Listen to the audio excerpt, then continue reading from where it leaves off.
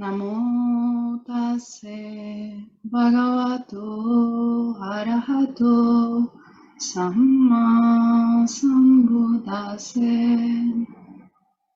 Namo tassa bhagavato arahato samma sambuddhassa. Namo tassa bhagavato arahato samma sambuddhassa. Buddham saranam gacchami, dhammam saranam gacchami, sangham saranam gacchami. Dutiyampi Buddham saranam gacchami, Dutiyampi Dhammam saranam gacchami, Dutiyampi Sangham saranam gacchami, Tatiyampi Buddham saranam gacchami, Tatiyampi Dhammam saranam gacchami, Tatiyampi Sangham saranam gacchami. Panatipata veramani Sikapadam samadhiyami.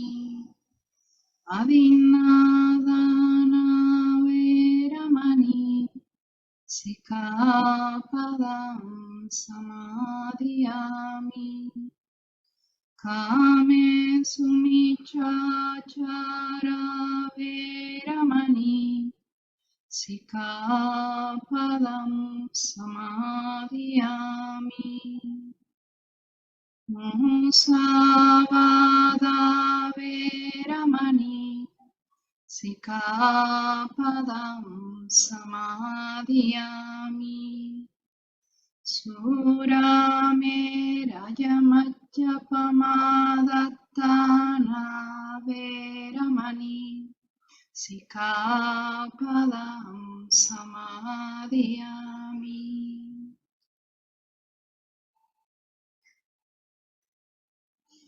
Karaniyanata kusalena jantam santam padam avisamecha sako uyucha suyucha suvacho cha samudvanatimani santu sako cha suvarocha apakicho cha salahukabuti santindriyo cha nipakocha apagapo kulesu ananugito nachakutam samachare kinchiyena vinyupare upavadeyum Sukino vakemino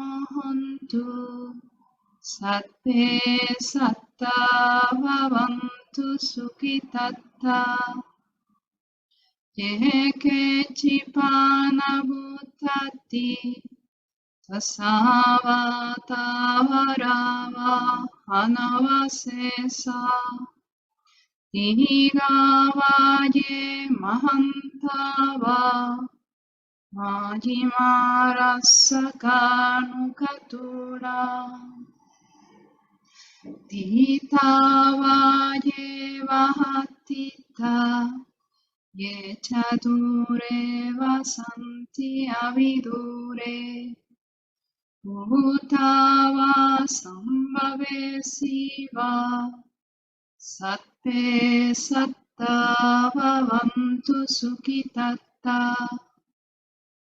Aparo param nikutveta natimanyeta kattachinam kanchi yaro sanapatigasanya nanyamanya sadukamicheya matayata niyam puttam ayusaeka puttang anurakke evam pisatpavutessu manasambhavaye aparimanam metancha satpalokasmin manasambhavaye aparimanam bhutam adochatiriyam cha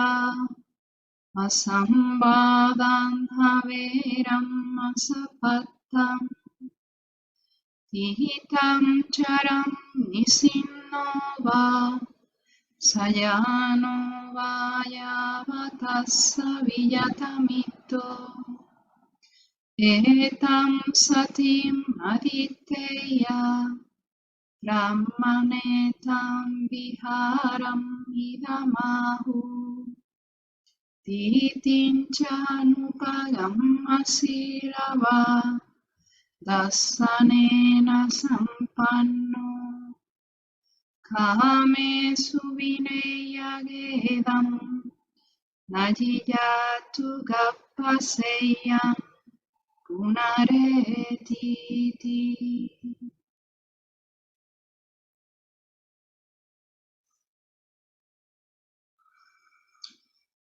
This is what should be done by one who is killing goodness and who knows the path of peace.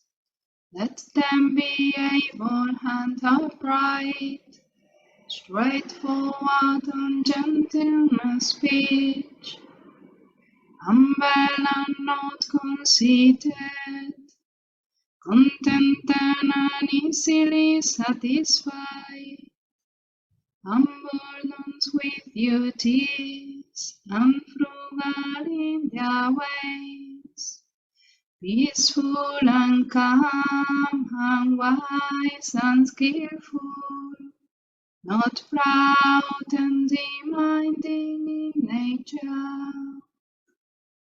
Let them not do the slightest thing that the wise would later reprove, wishing in gladness and in safety. May all beings be at ease, whatever living beings there may be, whether they are weak or strong, omitting none, the great or the mighty, medium, short or small, the seen and the unseen, those living near and far away, those born and to be born. May all beings be at ease. Let none deceive another, or despise any being in any state. Let none through anger or ill will wish harm upon another, even as a mother protects with her life her child, her only child. So with a boundless heart should one cherish all living beings, radiating kindness over the entire world, spreading upwards to the skies and downwards to the depths, outburst and unbounded, free from hatred and ill will, whether standing or walking, seated or lying down, free from drowsiness. One should sustain this recollection. This is said to be the sublime abiding, by not holding to fixed views, the pure-hearted one, having clarity of vision, being free from all sense desires, is not born again into this world. Sadhu, sadhu, sadhu.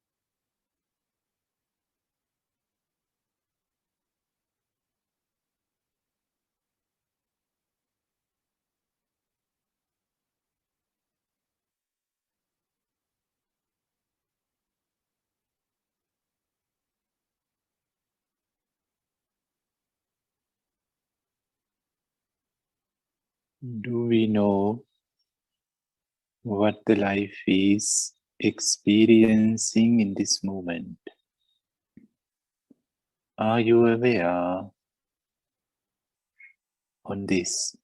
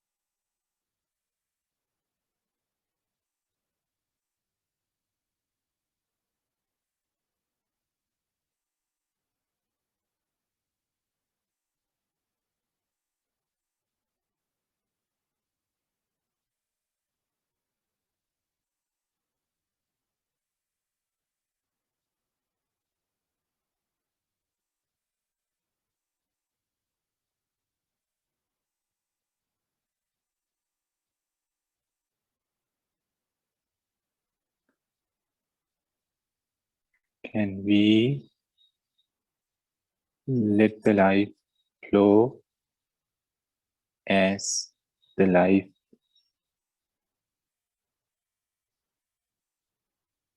likes to flow, wish to flow?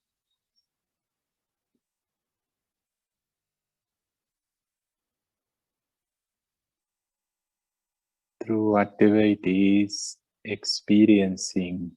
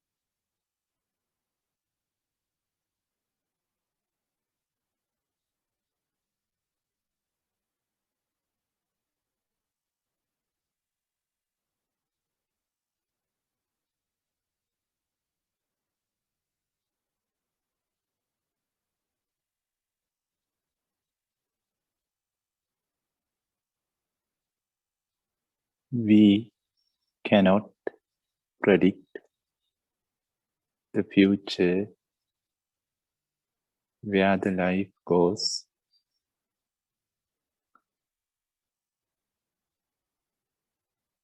What will be the next life experience?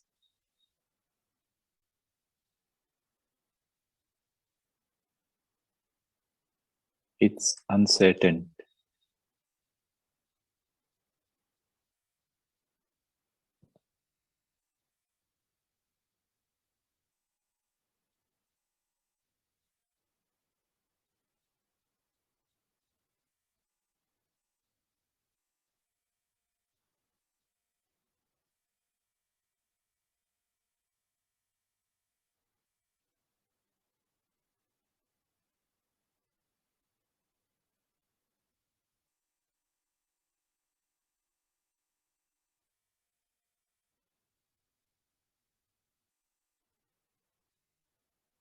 But one thing is very certain. We are alive. We are aware. And we are conscious. Also, we are living from moment to moment.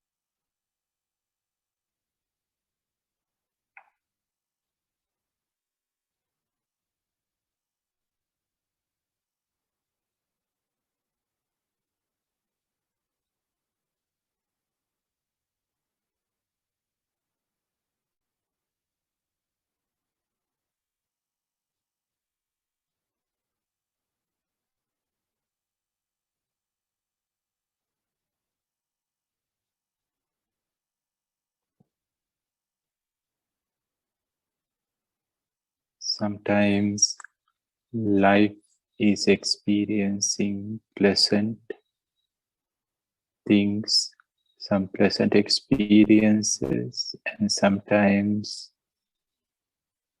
experiences are unpleasant, so life is unpleasant.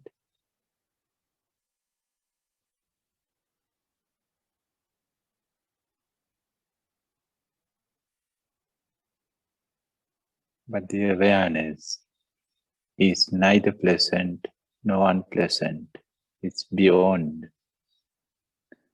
Living is beyond all these dualities.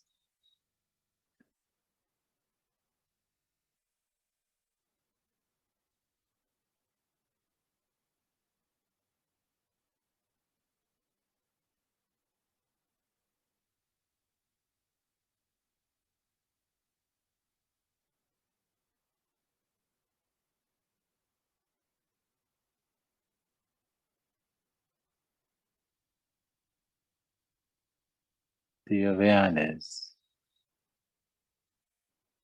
the awakeness, the mindfulness, the consciousness,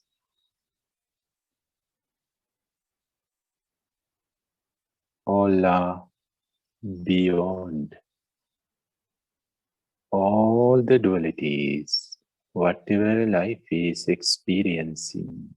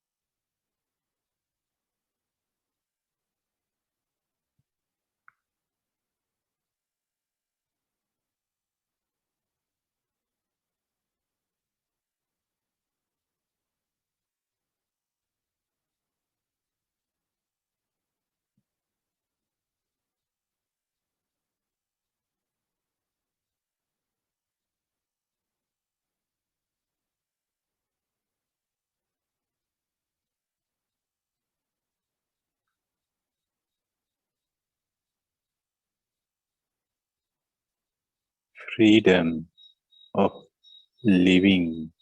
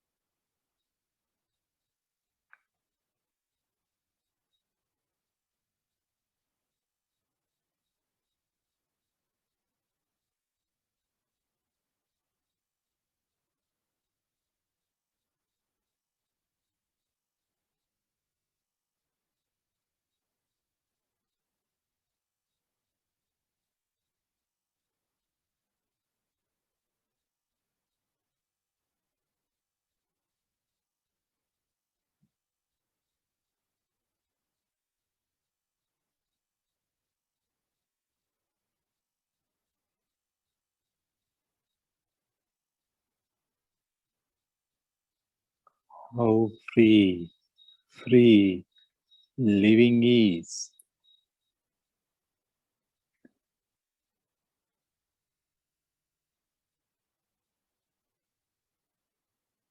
Life has limited experiences, but living is something unlimited, infinity.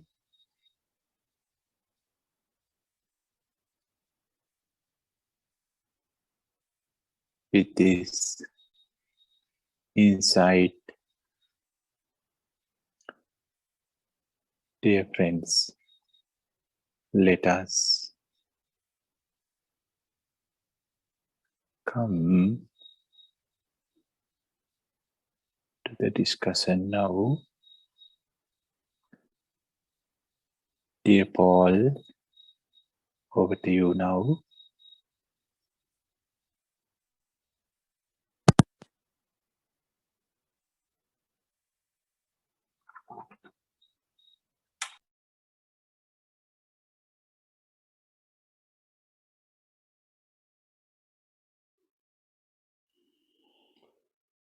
Thank you, Upul. So, good afternoon and good evening, everybody. Friends from the Nilambe Sangha, the worldwide Nilambe Sangha. So again, I have the pleasure to moderate or to facilitate the discussion. If you have a question, or if you would like to share something, you can do that in two ways. At the bottom of your screen, you see the icon of the chat box. So if you click on that icon, you can type your question and send it to me. My name is Paul van Hooijdonk. Or you can simply raise your hand, and that you can do by clicking on the icon reactions. And there you see on the left side a hand raised. So if you click on that hand, I know that you would like to ask a question or to share something directly. So I hope that is clear. Most of you have participated already in previous discussions, so I think things will go well. I see that at the moment there is no question in the chat box. Maybe we can wait for some time, or maybe somebody would like to raise a question directly. Please feel free.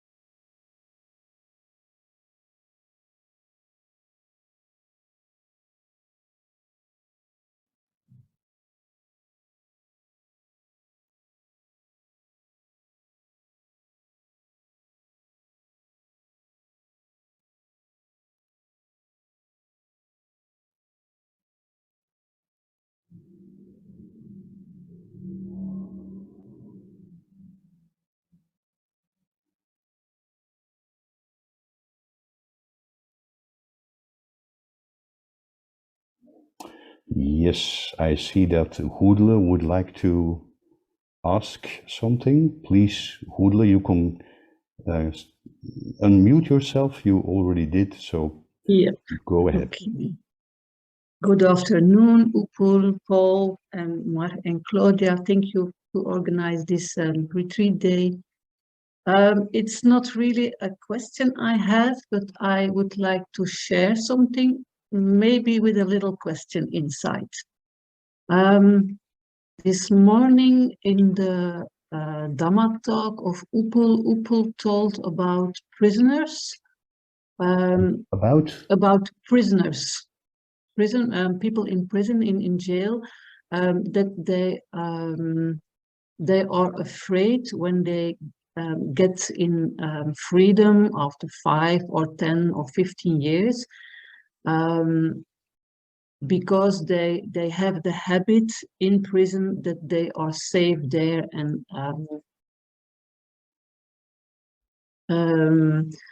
my English is not so good, so I give it a try. I have another experience with that, but I'm sure that Upul has more experience on that level. But my experience with prisoners is that they aren't safe between the walls of a prison. I'm sure maybe Upul was talking about the freedom in their mind, and there are prisoners who has a very strong, stable mind, and they can survive in prison. And they also are afraid to go to the society. But there are prisoners who has a very labil mind. Unstable. An unstable mind, thank you. And they commit suicide in prison, or when they get in liberation after the punishment. But my question is, did I understood wrong what Upul would say? Because I can't agree with him when he told us about they are safe between the walls of a prison, because it's a fight every day to get to stay stable, to survive in prison. They are unsafe. That's my experience, but that's just my experience. Thank you. Thank you. So much, Goedele. Clear question. I'll try to summarize it.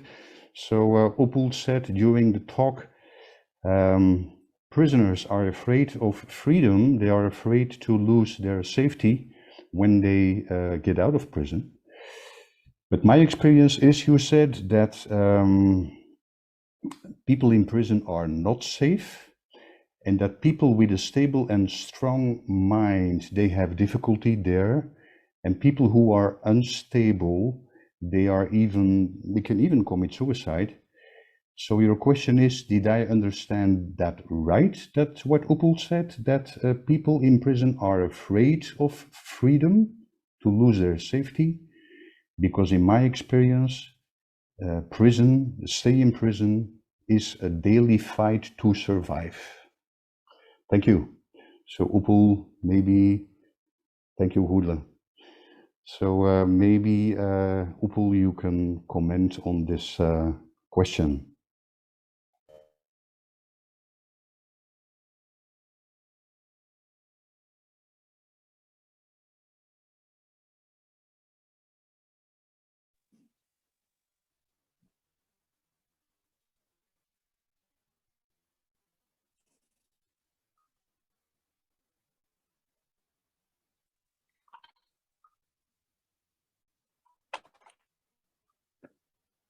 Well, thanks to your one-day retreat and discussion, especially. And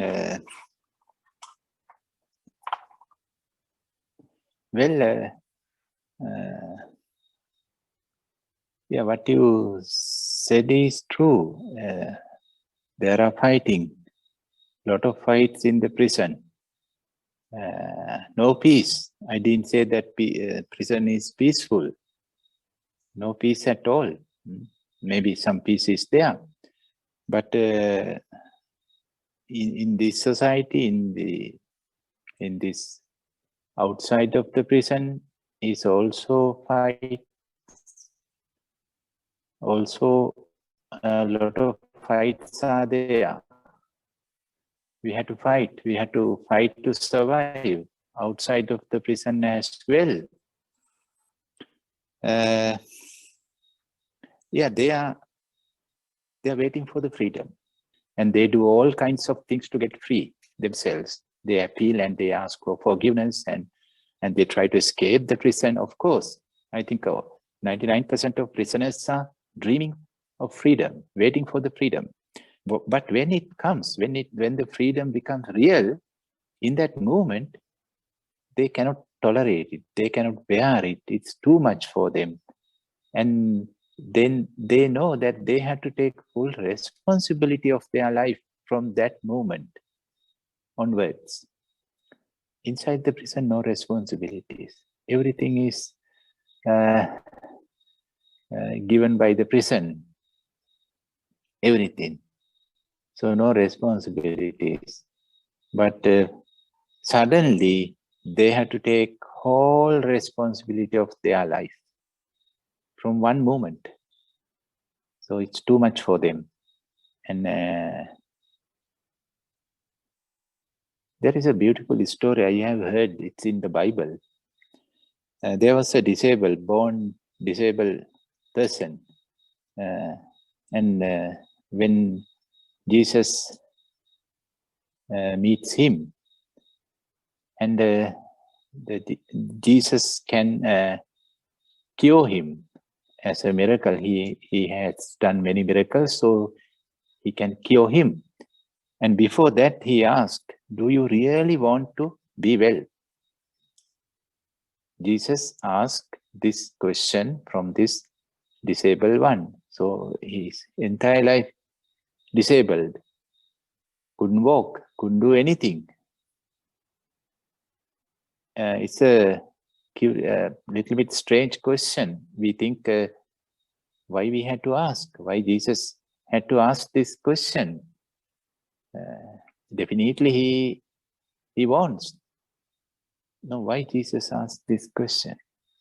Because soon after he cured, he get healthiness, he has to do everything by himself.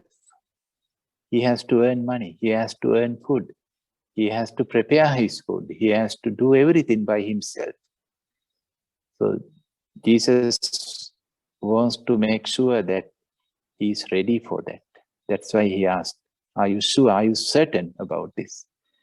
So this is something actually paradox. On one hand, everybody is fighting for the freedom, but on the other hand, we are afraid of the freedom. We are always in between this paradox, in this duality, in this extremes, two extremes. On one hand, we are crying. We cry for the freedom. On the other hand, we are afraid of freedom because freedom is too much for the ordinary mind. It is too much for the ordinary mind. If the mind is not aware, if the mind is not conscious, and if the mind is not awake, then the freedom is too much.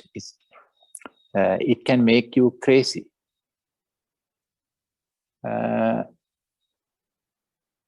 Is it enough?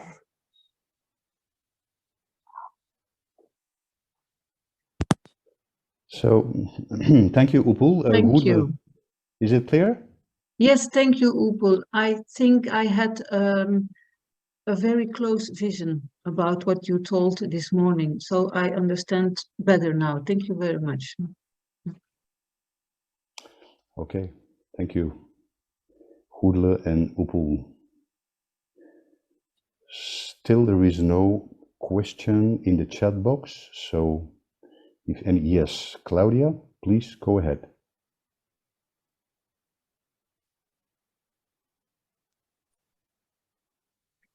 Hello, dear friends.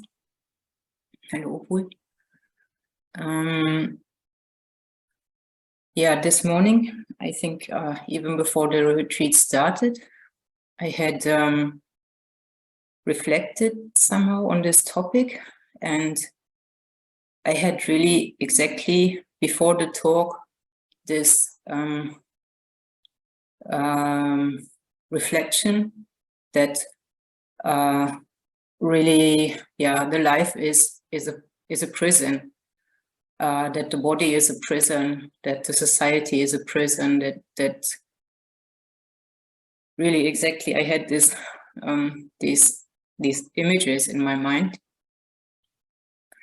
And when I meditate,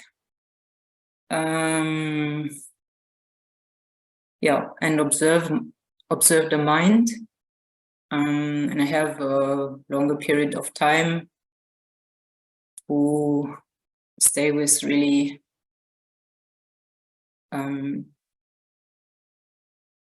nothing much else to do, and it becomes calmer, and then I can really observe how addicted the mind is to create a person and stories all of the time, actually. So it's and I can see how difficult it is to let go of or to overcome this addiction. And I had a image of myself, or I had an image of this experience, like a memory when I was still a very young child and was about to learn to swim. Yeah, there was a swimming pool just for small babies, and so I only dared to go there, and I felt quite safe because there was a there was a fence around this area, and I was really happy about that. And just tasted the water a little bit, but it was so cold and strange, so I used to run out again. And then slowly I started to enjoy that, and then I started to go into the deeper water, but as well again in and out. And yeah, just slowly learn to deal with the water and start to enjoy the water, until the moment came that I had enough courage to just really dive into the water and be with it, and really, yeah, just fully enjoy it. And I don't know, I guess that's maybe the process. But still, I'd like to ask Upul, yeah,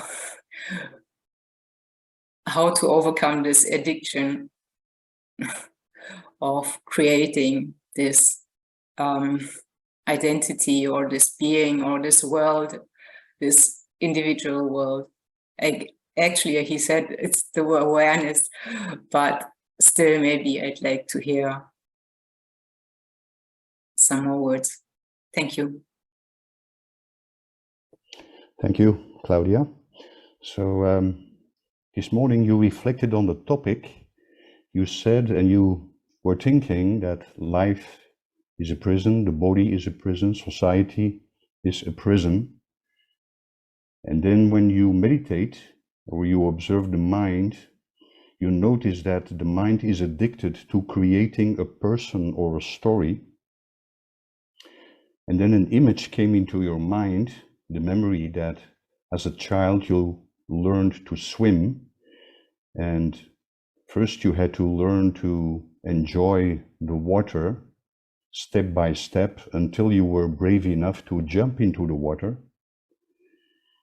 And the question that you basically have is how to overcome the addiction to creating a person or a story. Is that correct? Thank you. So Upul, we are listening again to you.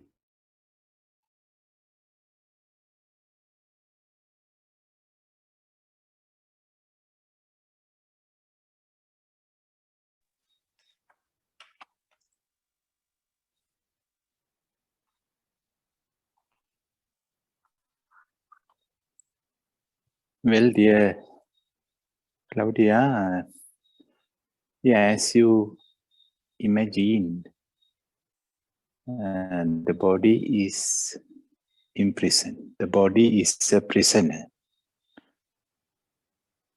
Not the prison, it's a prisoner. The mind is a prisoner as well. But the society is not a prisoner. The society is a prison. And what is society? It's a very interesting thing to know. Where is the society? Do you ever experience this society?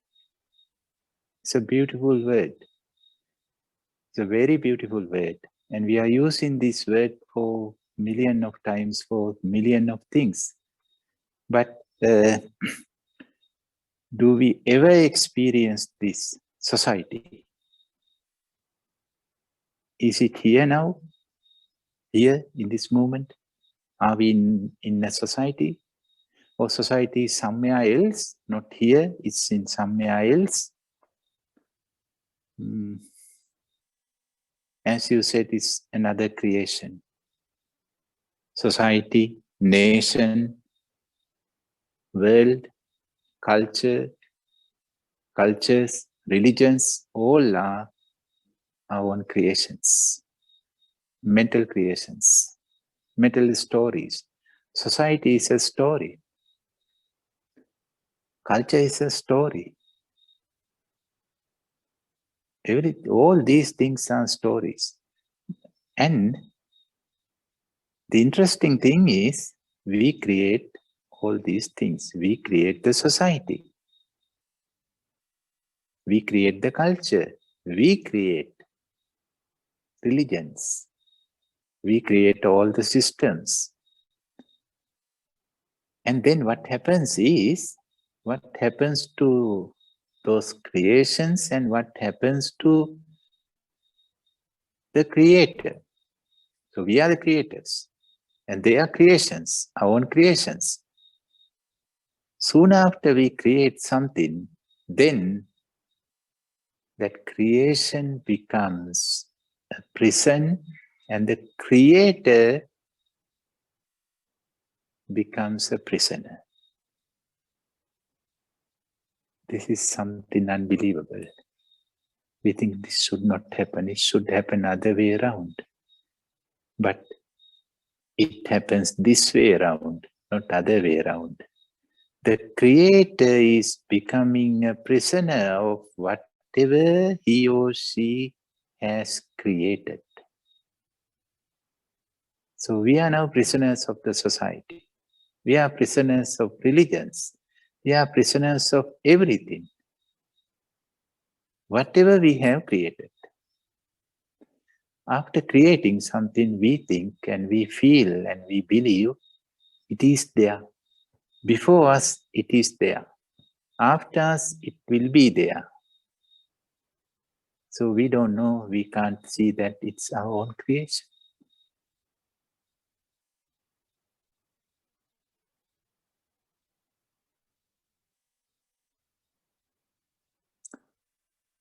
And then we are afraid of our own creations.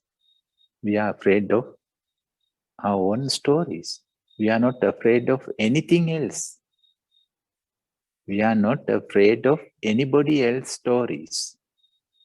We are only afraid of our own stories.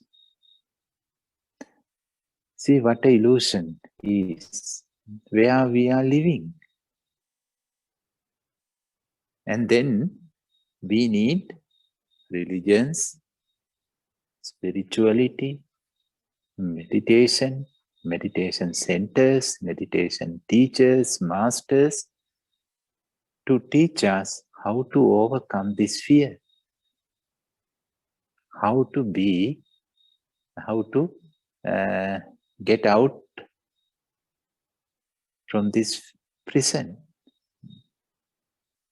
And we are looking for systems, techniques, paths, ways, how to get rid of this prison. There is no way, no way. Nobody can bring us.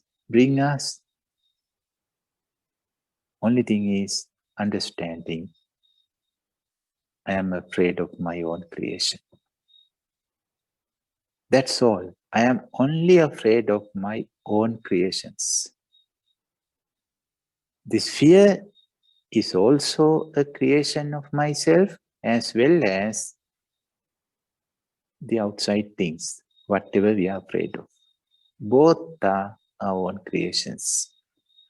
So when one is there, then the other one is there. We cannot keep only one and get rid of the other. And your direct question is how not to create a person or stories. Well,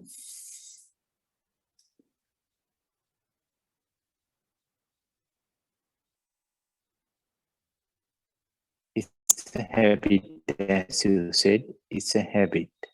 One of the strongest habits of the mind, in the mind, creating. And we appreciate it, creativity.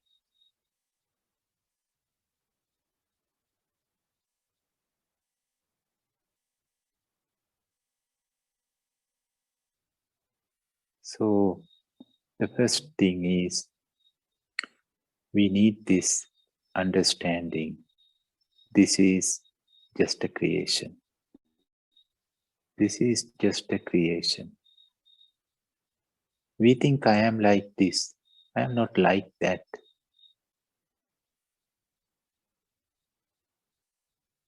We create ourselves in this way. This is me. How we do say this?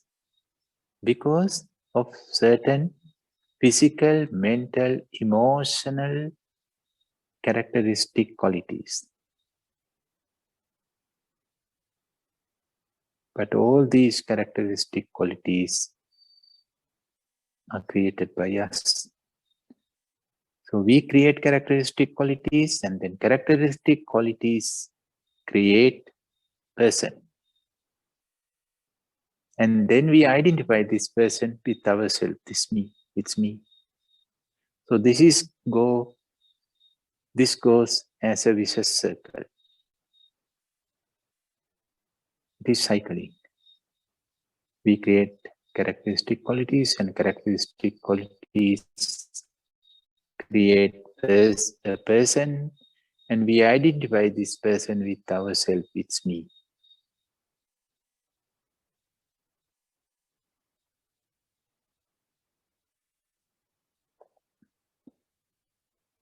We can change characteristic qualities. We can change.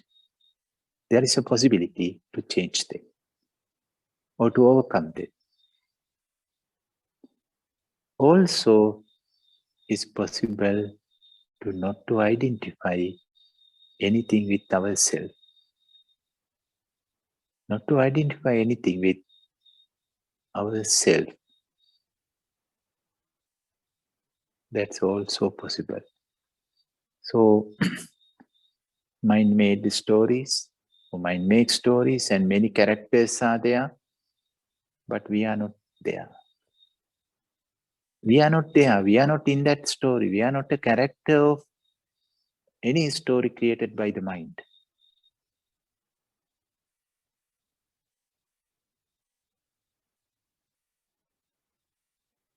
The last thing is, many things might be there, but the last thing what I would like to share with you is,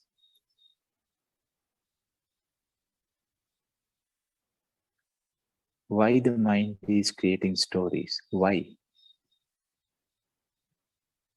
The first reason is for own satisfactoriness, for own happiness and satisfactoriness.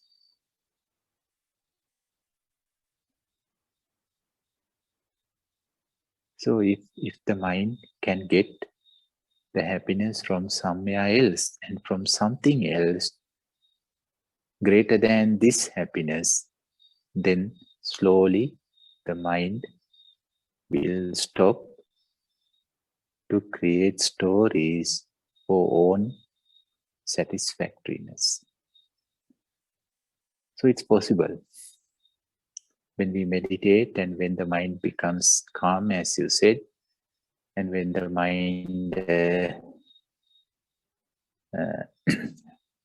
reaches certain deep consciousness, status of consciousness, then deepest joy, then you see the mind doesn't want to create anything. Because of what? Because the mind knows this happiness is greater than, this joy is greater than that the happiness in stories. And the second reason is why the mind is creating stories. The second reason is the mind doesn't like something uncertain. Mind is looking for certainty. The mind wants to certain things, certain people, certain relationships, certain world, certain weather conditions. The mind wants everything certain.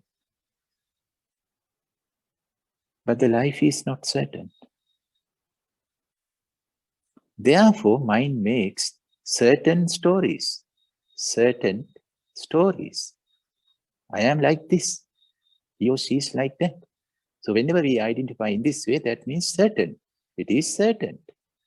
Non-changeable, non-changing, never changing.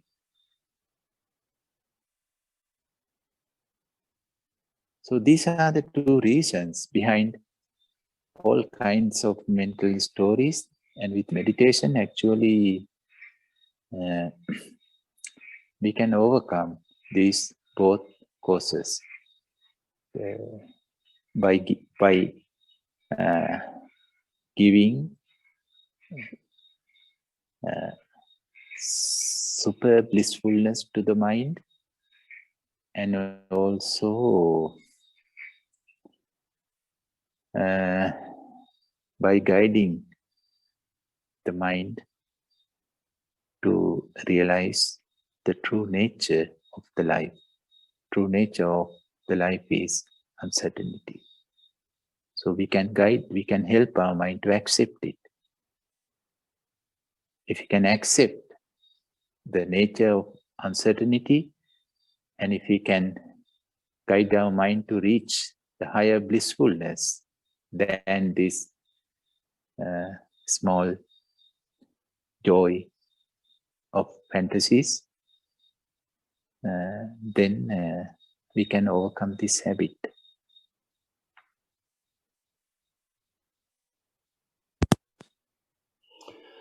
Thank you, Upul.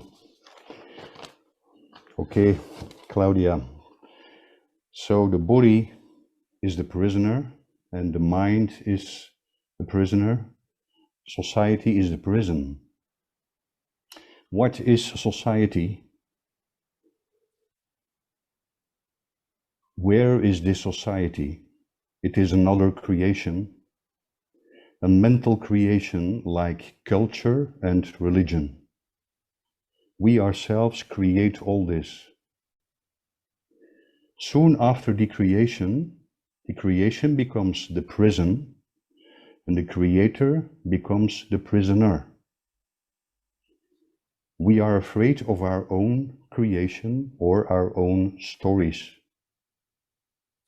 And then we need teachers, we need centers for overcoming our fear. The only way is the understanding. I am afraid of my own creation. That is the basic understanding.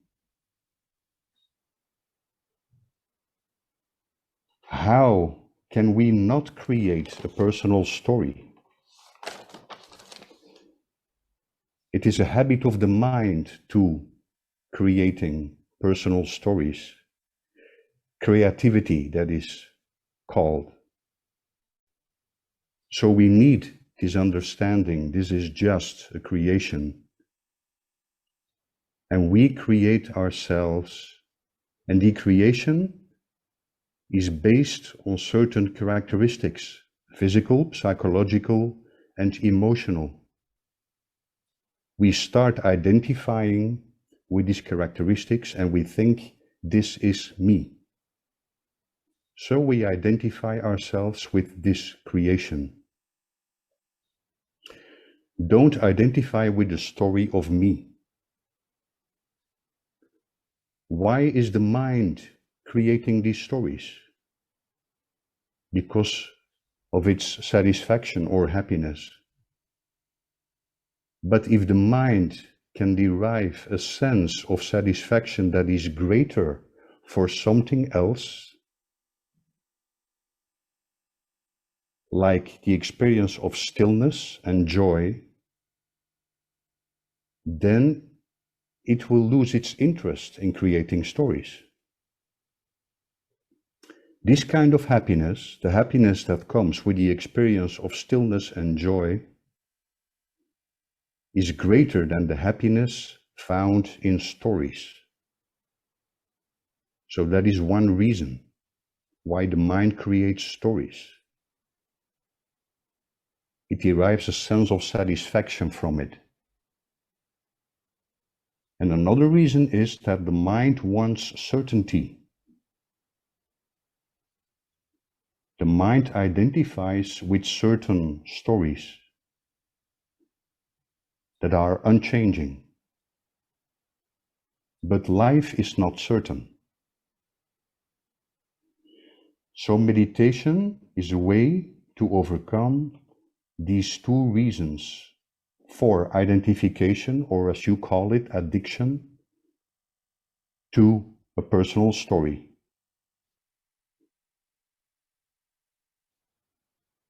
through meditation, we realize the true nature of things, which is uncertainty. And we learn to accept this basic quality of uncertainty. Is there anything you would like to say more, Claudia? No, thank you very much.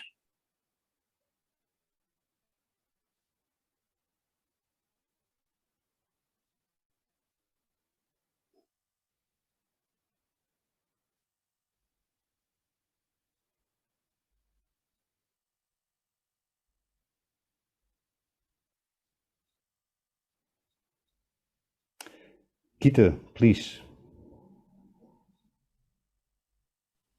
Thank you. Well, first of all, thank you for bringing up this very exciting topic. Can you hear me? Yeah. Wow. I can relate to all of it, unfortunately. The accumulating of things and the stories the mind creates about who am I and so on. This Monday, I happened to fall and break my arm. And I realized that Monday morning, I had my whole week scheduled in my head. I thought I knew how my week was going to be, for certain, for sure. And now I realized none of it happened. I'm kind of handicapped. I can't even drive a car to my job. So it has forced me to just stay put and become more present. And now I'm with what all you are talking about, I'm thinking when I look at children or mentally, you can call them undeveloped people, they're very much present and they do not care about society or rules or even who they are. But at the same time, we would call them mentally challenged perhaps, or premature, or just not mature yet. So my question is, do you think that for the human species, we are coming from a point of just being present without the ability to create stories? And then as we mature, we are becoming socialized. First in our family, then in the kindergarten, school, and so on. And then we start accumulating. And then we start making stories and comparing and blah, blah.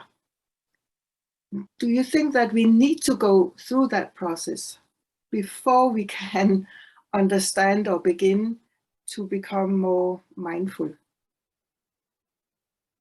That is my question.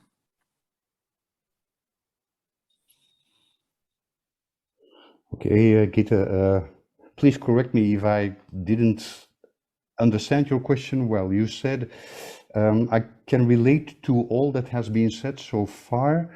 Monday, I broke my arm, and Monday morning, I scheduled my whole week, but nothing happened, what I planned. So, you say that children, if I understood you well, children or mentally retarded people, they do not create or stories in their head, or they do not identify with them. But then when we become older, when we grow up, we are, how could you say that? We are more, we adapt to social norms, to society. And then we accumulate all these ideas and we start identifying with our own stories, while children simply do not do that. So your question is, do we need to go through this process to actually go back to the state of children of non-identification with our own story? Is that your question? Okay, thank you so much, Gita. So Upul, we are listening to you.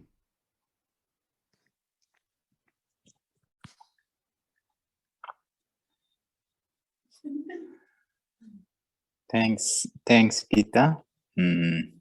Well, First, I hope you are not in a big pain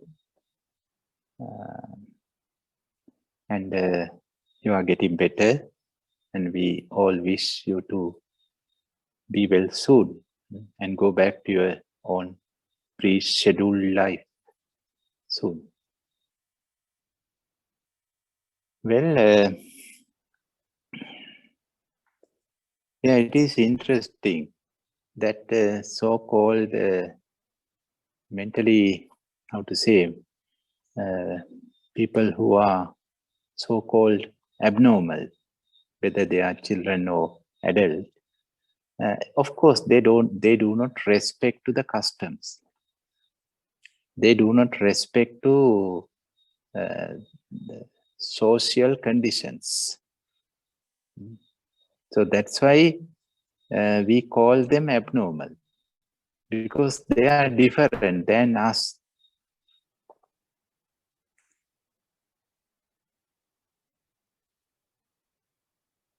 And they are few, and we are more.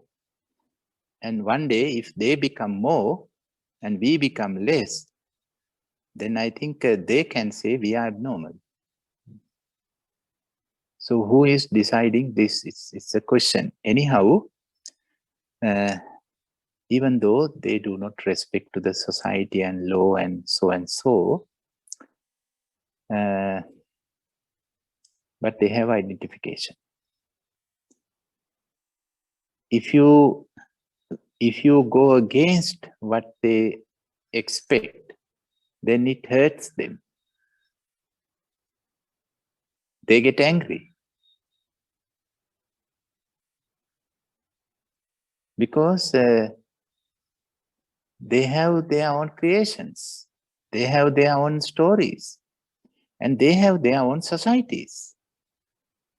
So they do not respect to our society, but they have created their own society, and they expect from us that we should respect to their society.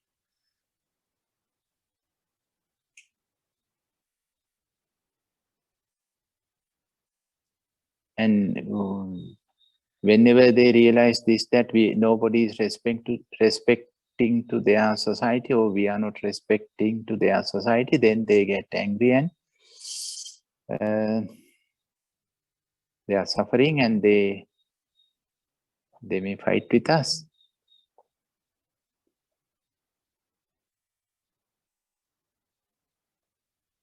And the other part of your question is that do we have to go through all these things? No. No. There is no certain syllabus that we must cover the entire syllabus from A to Z to go beyond these crazy things. No, there is no syllabus. No one can say we must go through everything. No.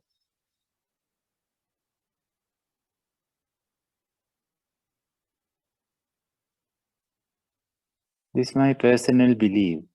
I personally believe whomever comes to this world, this planet, have two choices. Only two, no three. The common choice is to enjoy the world, because this world looks like a carnival. Carnival. Everything is there. Looks like that. Everything is there. So like we go to a carnival. So this is the first choice. The first path, the first way of living. And the second is for realization, to understand, to be a wise person, to make ourselves free. So that's a different path. So there are two paths or two choices. And unfortunately, automatically and mechanically, most of us are choosing the first one. We become blind because of these non-stop entertainments. We become lost.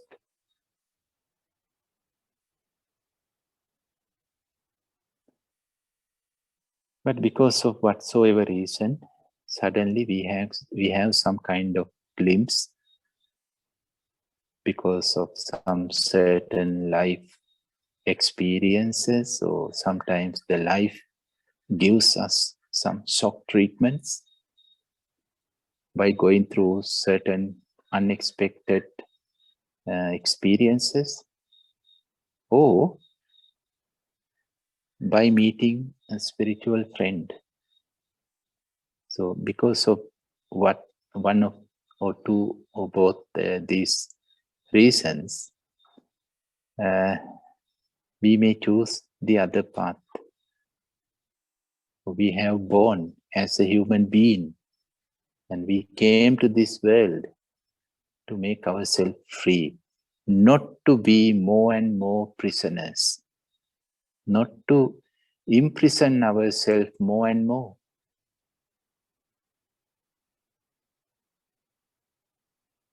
So if we make a choice, usually the first choice happens unconsciously, automatically. The second choice, we had to make it consciously. So if we do not make any choice consciously, then naturally we are going with that normal way. But if we make this choice consciously, only then we can go wherever we want to go. And we cannot say that we have to go through everything. No. No. In any moment, we can stop the journey, or we can change the direction. Each moment and each life experience is giving us choices. Like we come to a junction, left-hand side, right-hand side.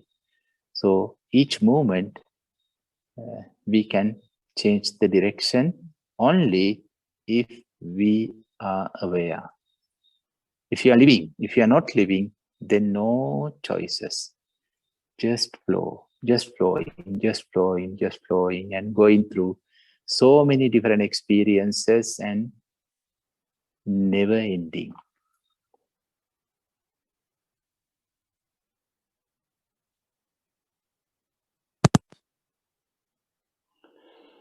Thank you, Upul.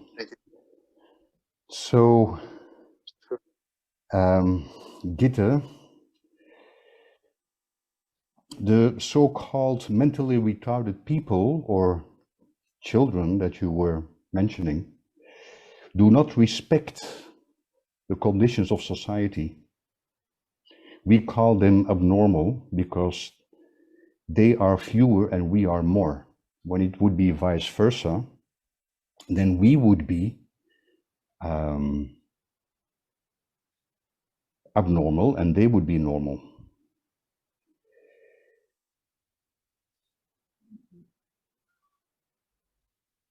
If we go against their expectations, they get angry because they have their own creations, their own society. So that's the first thing that Upul mentioned. And then he said, no, we don't have to go through all these stadia. There is no syllabus from A to Z that we have to respect or to follow. It is my personal belief, Upul said, that everyone who comes to this planet has two choices, two possible paths. The first one is to enjoy this world like a carnival. This place is a carnival. I'm simply enjoying it. And the second choice that we have is the path of realization, to understand and to become a wise person. Now, most of us choose the first path, the path of enjoyment, and we become lost. It may happen that we can have a glimpse of another possibility, of the second possibility, because of certain things that happen in our life, or because we are meeting a spiritual friend. And then we might choose the other path. We are basically here to become free, not to imprison ourselves more. The second choice we make consciously. So the choice for realization and understanding. And we do not have to go through everything. Any moment we can make a change. Any moment we can change the direction of our lives, but only if we are aware. Anything more that you would like to say or to ask, Gitte? No, this is amazing. Thank you so much. Thank you.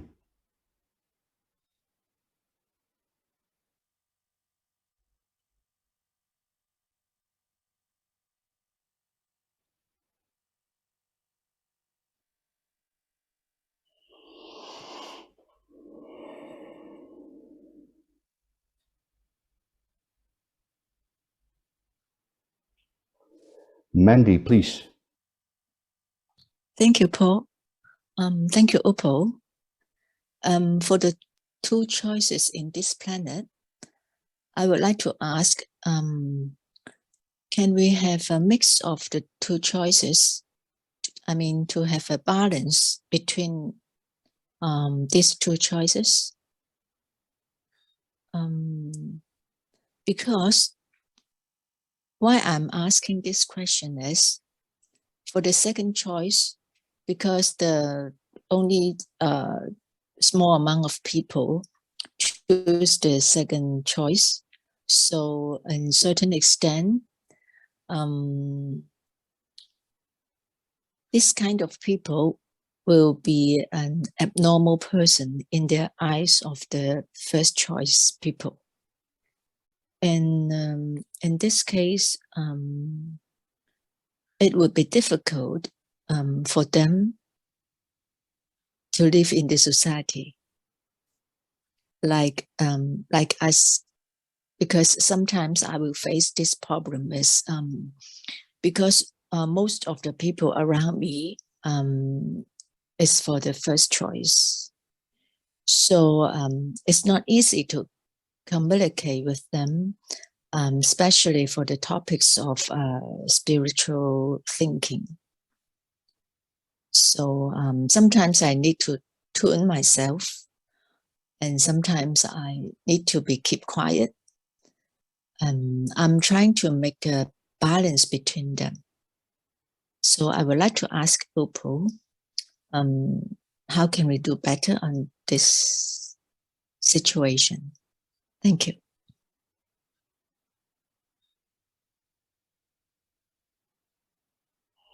Thank you, Mandy. So if I understood you well, you said, can we have a mix or a balance of these two choices, the choice of enjoyment of life or the choice of realization? Few people choose the second option. And when you do, you are an abnormal person in the eyes of people who choose the first option. It becomes difficult to live in society because you are an exception. You make a fundamentally different choice than the majority. How to deal with this in a good way? Am I correct? Yes. Thank you. Yes, thank you. Please, Upul. Well, actually, No need to balance. We think we had to have half this and half that to balance. Otherwise, the life is unbalanced. Well, we are unbalanced. Actually, we are already unbalanced. The life is already unbalanced, even though we are fully in the carnival. That life is not balanced at all. If we are balanced, fully balanced in the carnival, then we don't need any spirituality. We don't need anything. If the life is fully balanced, in that the path of entertaining the world, path of entertaining the sensual experiences, then we don't need anything. Any meditation, any spirituality, we don't need. So that is the most unbalanced way of living.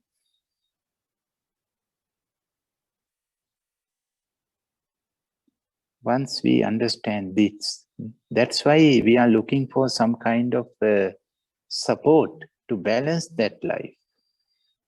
We need something to balance that life because that life is so unbalanced. We need religions, we need spirituality to balance that life.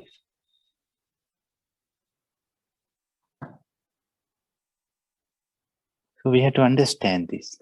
That way of living is not healthy at all. Anytime we may fall down. Anytime we can fall down. It is like walking on a rope. No one can only enjoy the life with whatsoever. Enjoy for a while and then face to so many unexpected problems, challenges, troubles, disappointments. Don't know what to do. We cannot find the joy. We only have memory. It was there. It was there. So lovely memories are there, past time. But they are not here now.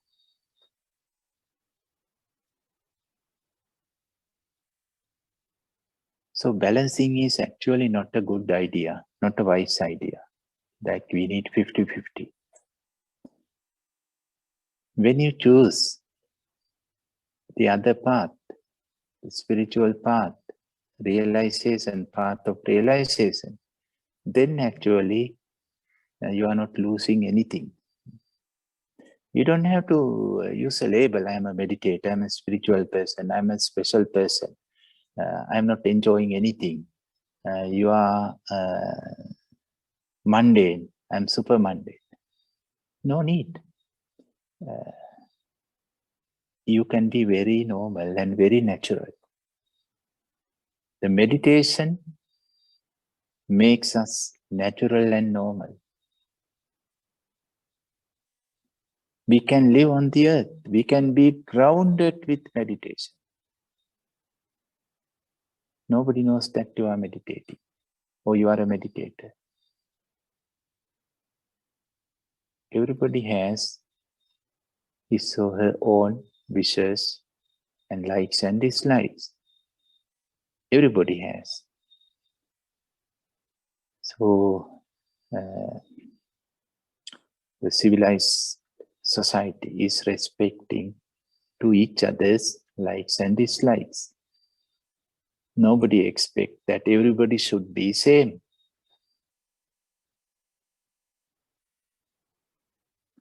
So some kind of margin is there inside of this prison.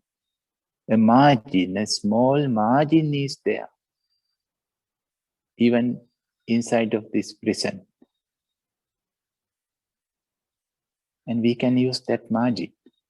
We don't have to say we are not in the prison, we are outsiders. No, there is a margin.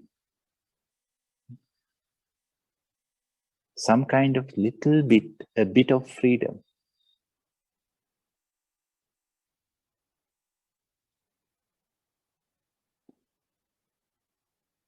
The life is experiencing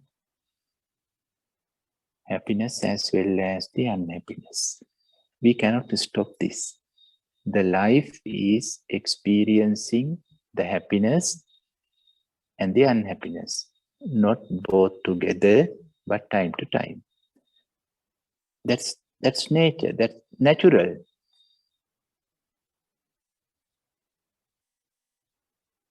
But we are not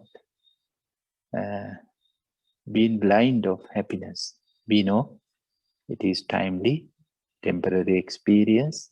We are not expecting this happiness forever. We know it may go away as how it came in. We are not closing the door or shutters for the happiness. That's a wrong idea of meditators, spiritual way of living. No need to shut down yourself. No need. If the happiness comes, let it come. And if that happiness wants to stay with you for a while, let it stay. And whenever that happiness wants to go, say goodbye. This is the best way to practice meditation. Whatever comes in, welcome it. Whatever is staying with you, create some room, space for it. And whenever it wants to go back, say goodbye. So how natural and how normal. Nobody knows what you are doing. And the only thing is that they may feel that they can associate with you. They can be with you easily and comfortably. That's the best way to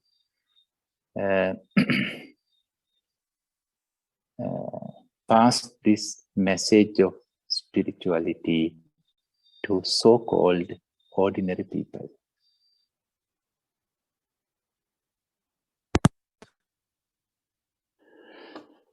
Thank you, Upul. So, Mandy, this is what I have written down. There is no need to balance the two paths. We don't have to walk half of this path and half of that path together. When we live fully in the enjoyment of life, in the carnival of life, that is not a balanced life at all. It is the most unbalanced way of living. We need a support to balance this life. We need religions or spirituality to balance this life. And we have to understand this is walking on a rope. Anytime we can fall down. Anytime we can experience disappointment and pain. So balancing is not a good idea. It's a better idea to choose fully for option number 2, for realization. Then we don't lose anything. You don't have to call yourself spiritual. You can be very normal. Meditation makes us very normal. Life is experiencing happiness and unhappiness. That is natural. We are not blinded by the happiness. We know it is temporary. We know it comes and goes. We are not closing the door to happiness. That is a wrong understanding of the meditation path. We let happiness come, and if it wants to stay, let it stay. When it wants to go, let it go. We accept. That is the natural and normal way of things, the coming and going of happiness. Nobody knows that you are walking the path of realization, choosing the second option. but they can be with you easily and comfortably. And that is the best way to convey the spiritual practice. Is there anything else you would like to add, Mandy?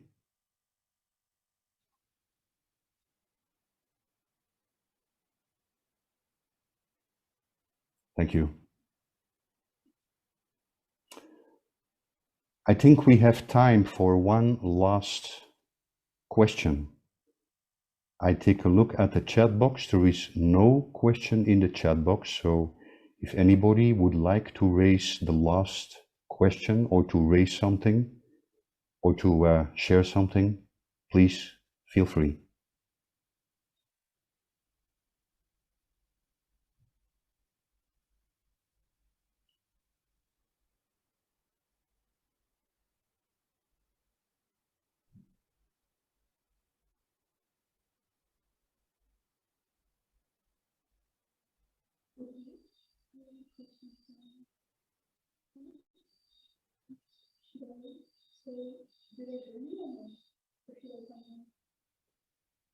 Sorry?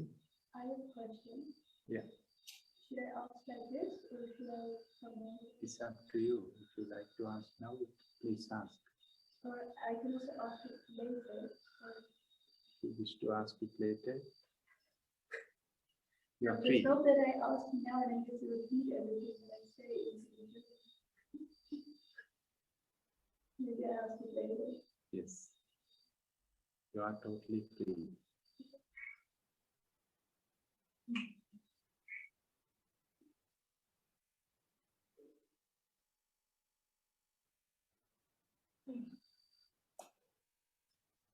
So in the meantime, maybe a question comes up later. In the meantime, I would like to mention a couple of things. First of all, if any of you has a suggestion of a topic for the next meditation day in February, please write a mail to Claudia or Mar or to Upul directly, and you can make the suggestion.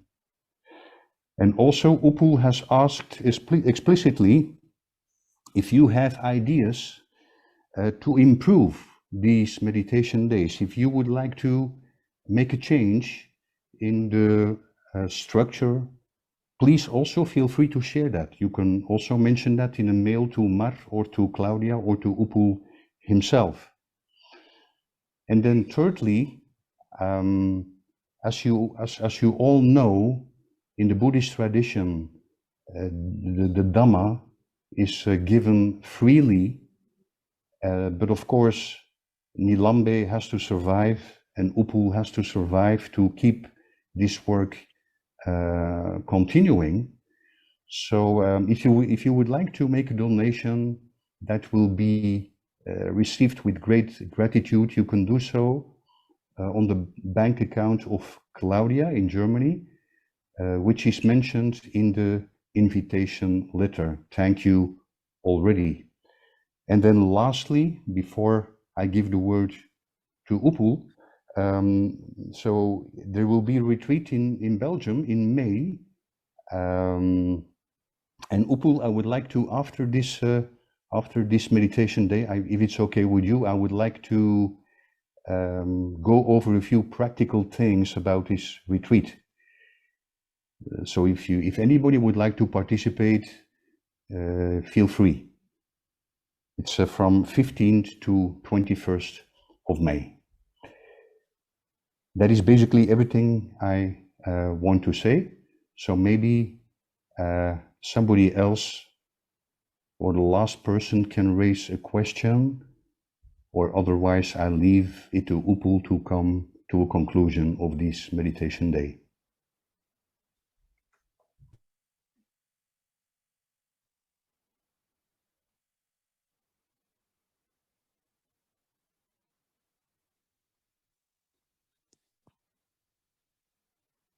Thanks, dear Paul and dear friends.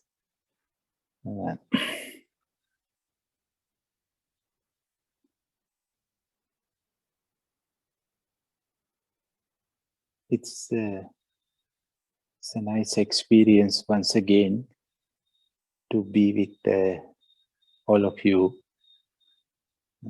virtually.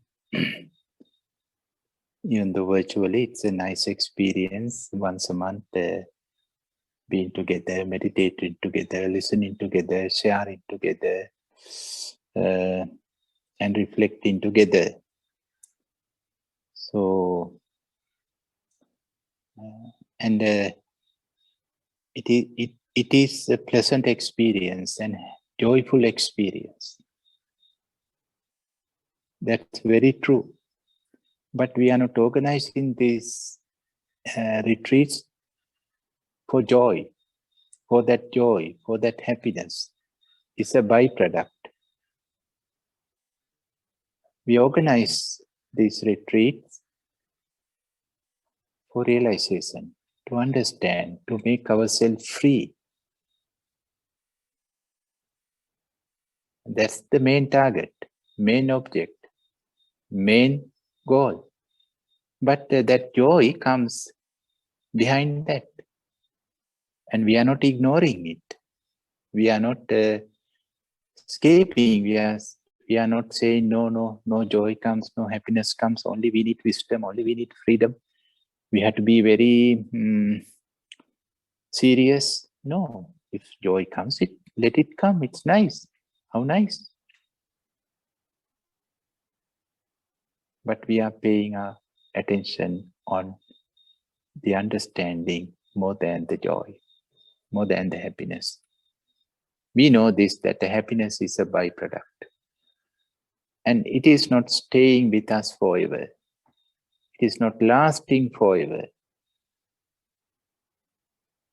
And it's okay. It is okay. Because we are not depending on the happiness.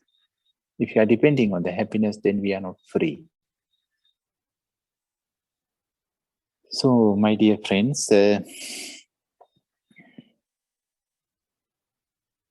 we don't know the life brings us to where.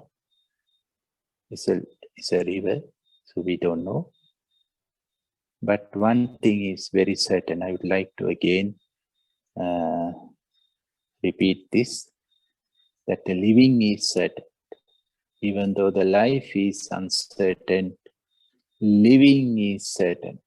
Only something is certain in this universe, that is living. Nothing else can be certain. Only something belongs to us, then it is living. Not anything else, not even the life.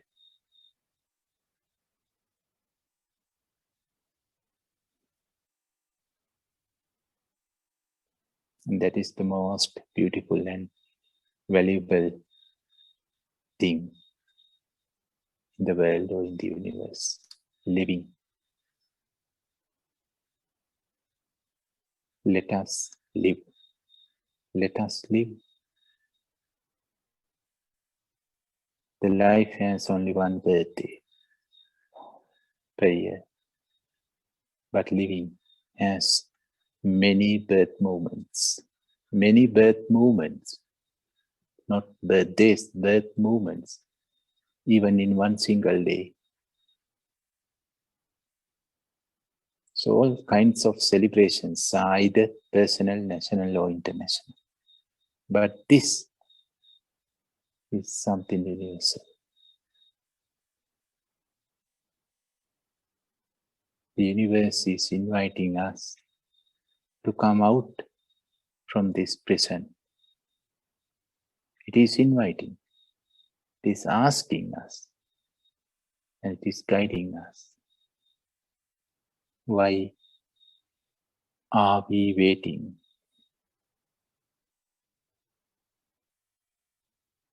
With this question, I would like to thanks especially to Paul for moderating this discussion, Q&A session.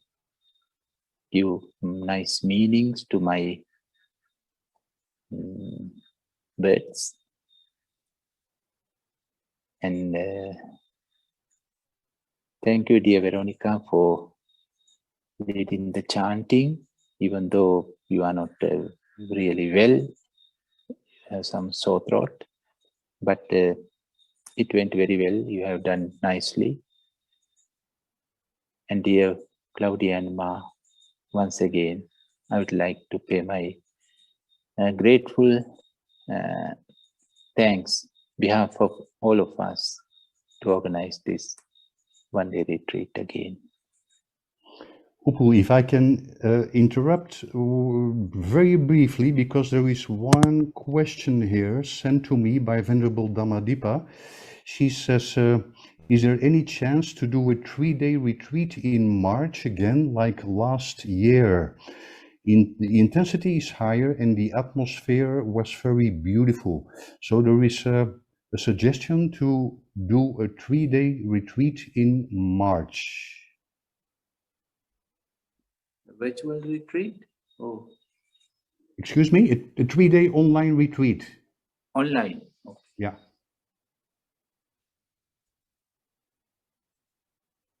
Yeah, we can discuss about it later. Thank you. So thank you very much, dear Ma and dear Claudia.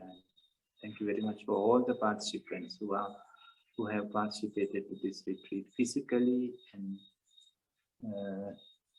with the heart, from the heart. Have a nice day. I don't know, maybe nice morning, nice afternoon, nice evening, and good night for myself.